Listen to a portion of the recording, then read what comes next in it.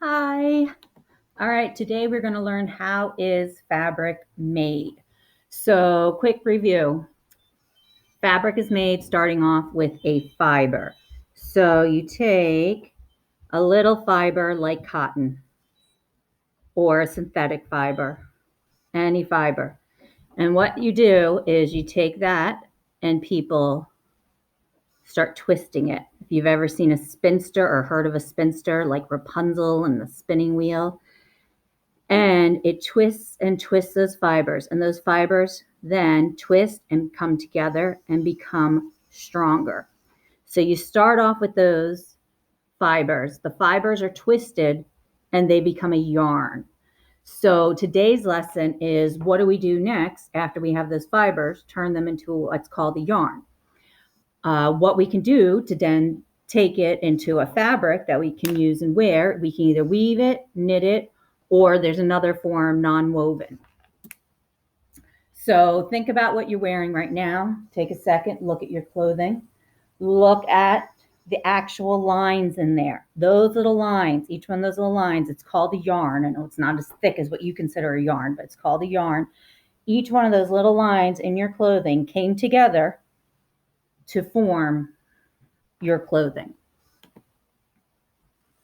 All right, so today you're going to learn the difference between weaving, knitting, and non-woven materials, and I'm also going to have you practice these as another grade. All right, so non-woven. Non-woven is, instead of them twisting it into a yarn and then manipulating the yarns, non-woven is basically they take the fibers, they take the fibers and they squish them together, or physically or chemically or physically just make them go together. Felt is a good example. Felting actually started when farmers would have little bits of wool from their sheep and they would put it in the bottom of their shoes, and that heat and the pressure of them walking on that all day, that little fiber of felt would start coming together and then form your non-wovens like felt. Yes, toilet paper, when you think about it, there's no lines in there. It's chemically put together. Your cleaning cloths, things like that. Yes, there are non-woven masks that you can wear. All those things are put together chemically, heat manipulation, and that makes the fabric go together. Knitting is another way. It's where you take that yarn that you made and you take it and you manipulate it over itself. And then weaving is different. So knitting, you take the yarn and you fold it over itself and you fold it over itself. Weaving is different, and weaving is the important one I want to make sure you guys know today. Weaving is where you create a loom, right? So you see the loom in the picture. And I'm going to start getting this ready for you guys. You're going to make your own loom. So you make a loom, and you have these different threads in the loom. The threads that go up and down are called the warp threads. So the threads that go up and down, warp. That's how you can memorize the difference. Warp. Warp ends with a P. Up ends with a P. Warp, up and down. And then weft, if you see in the photo, are the threads that go left to right. So you can see goes up, down, up, down.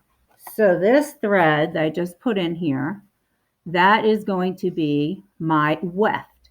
So think of it that warp up and down, weft left to right. So those are my warp threads and my weft threads. Most of your clothing that you're wearing, especially if it's not winter time, where you have the knitted sweaters, most of the clothing, if you look closely at it, you will see all those little lines and how they go over and under each other. And that is weaving. Weaving's been used for a bajillion years. Lots of machinery makes it very easy in the textile industry. You can see this loom here, and you can actually see the warp threads. See the warp threads going up and down on this machine. And then the weft threads, there's this, basically it's a needle. I know it's huge. It's a needle, and it's a shuttle that's going to go right across, whoop, those threads, and then back and across those threads and back. And that is how our fabric is made. You can get looms in stores. You can make one easily out of cardboard or foam or something like that. Now, weaving versus knitting. So as I showed you, weaving is a standard of a bunch of different threads, or I should say a thread that's going up and down and a second thread that's going left to right. That is your weaving. While knitting would be one thread, and that one thread just goes over itself. And that one thread goes over itself. Wow, I'm almost finger knitting here. And this is what your knitting looks like. So it's the one thread going over itself. And the other thing you can tell when it comes apart, knitting when it comes apart in one straight line.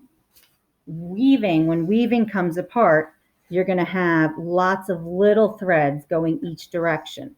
So that's why, like when you're sewing, you need to use zigzag at the end of your fabric, and that's to keep that fabric from fraying because you're going to sew woven materials.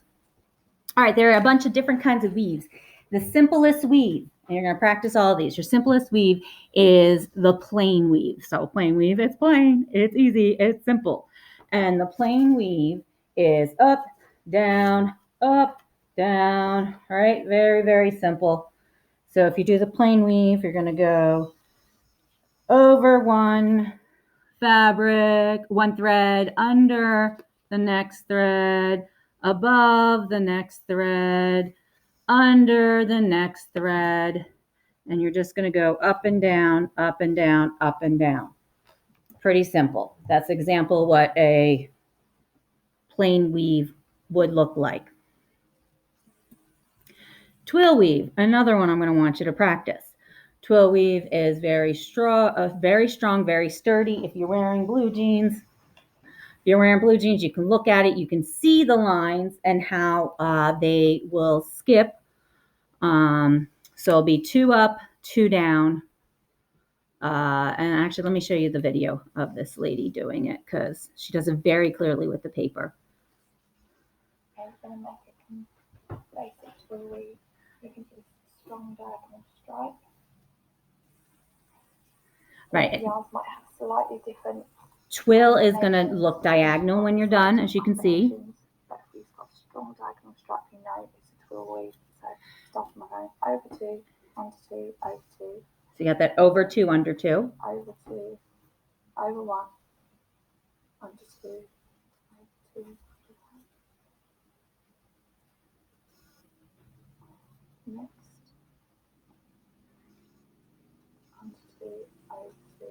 You see how she starts with a different one each time? So it's starting with the 2, then start with 1, then start with 2, then start with 1, but you're going to do, after you're starting 1, it's always going to be 2, 2, 2. You can see now, by my fourth garden, that you've got a strong diagonal stripe going down there. And then that's how I would check to make sure you're doing it right, to make sure there's a strong diagonal stripe. I like how she says that. One more look.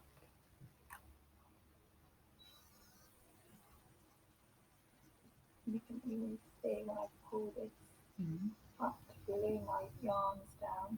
So you see that is a twill weave. All right, then the third type of weave we're going to talk about is called a satin weave. Satin weaves are pretty. You have like satin gowns and things like that because it makes it look smooth and it makes it look shiny when you do the satin weave.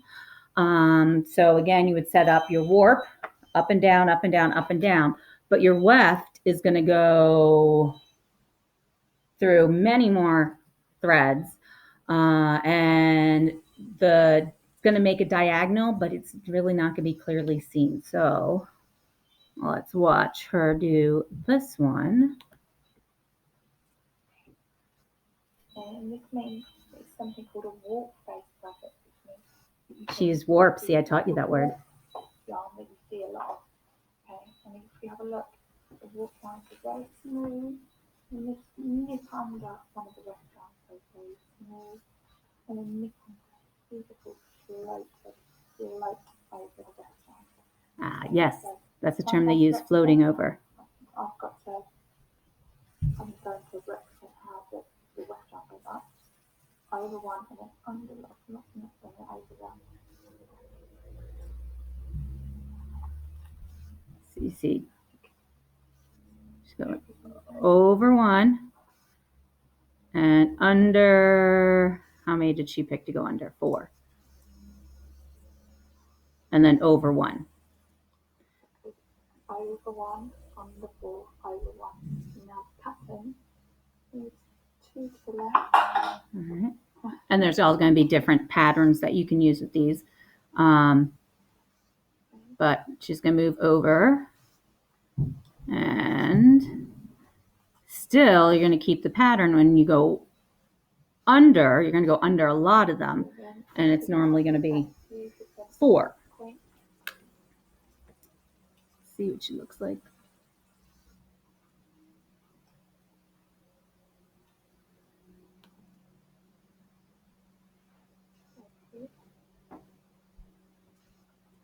And see how this one feels like it doesn't hold together as well. So you're really going to have to be careful because it's going to snag easily in your clothing. So when this falls apart, it can kind of fall apart easily. Look at what it gives us. It might happen. I think it's caught in there. Okay, I'll leave you with that. All right, so that was your satin weave. All right, so your goal today was to learn about the way fabric comes together. So you have the knitting, one thread on top of each other. You had the non-woven, and then you have weaving. And then there's 3 basic types of weaves. There's your plain weave, that's over, under, over, under, over, under, over, under, over, under. There's your twill weave, that's over, under, 2, over, under, 2. And then your satin weave, which is over 1, under a bunch, over 1, under a bunch. So I'll place another video of what we're going to do next.